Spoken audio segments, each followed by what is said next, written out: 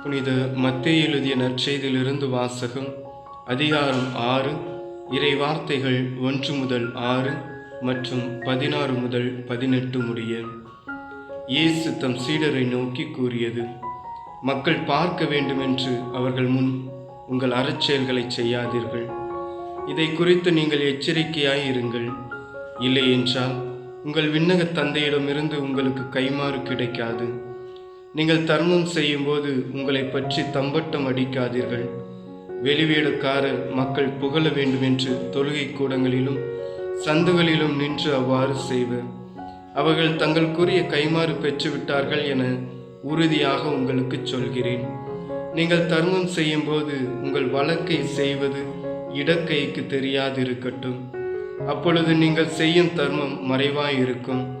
மறைவாய் உள்ளதை காணும் உங்கள் தந்தையும் உங்களுக்கு கைமாறு அளிப்பார். நீங்கள் இறைவனிடம் வேண்டும் பொழுது வெளிவேடக்காரரை போல் இருக்க வேண்டாம். அவர்கள் தொழுகை கூடங்களிலும் வீதியோரங்களிலும் நின்று கொண்டு மக்கள் பார்க்க வேண்டுமென இறைவேண்டல் செய்ய விரும்புகிறார்கள். அவர்கள் தங்களுக்குரிய கைமாறு பெற்றுவிட்டார்கள் என உறுதியாக உங்களுக்கு சொல்கிறேன்.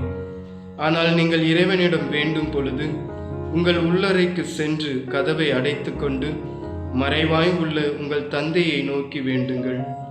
மறைவாய் உள்ளதை காணும் உங்கள் தந்தையும் உங்களுக்கு கைமாறு அளிப்பார். மேலும் நீங்கள் நோன்பு இருக்கும்போது வெளிவேடக்காரரை போல முகவாட்டமாய் இருக்க வேண்டாம். தாங்கள் நோன்பு இருப்பதை மக்கள் பார்க்க வேண்டுமென்று அவர்கள் தங்கள் முகங்களை விகாரப்படுத்திக் கொள்கிறார்கள்.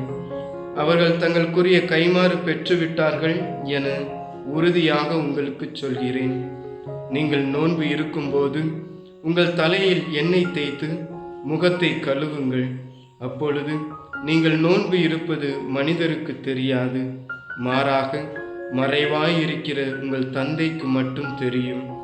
மறைவாய் உள்ளதை காணும் உங்கள் தந்தையும் உங்களுக்கு ஏற்ற கைமாறு அளிப்பார். ஆண்டவரின் அருள் வாக்கு.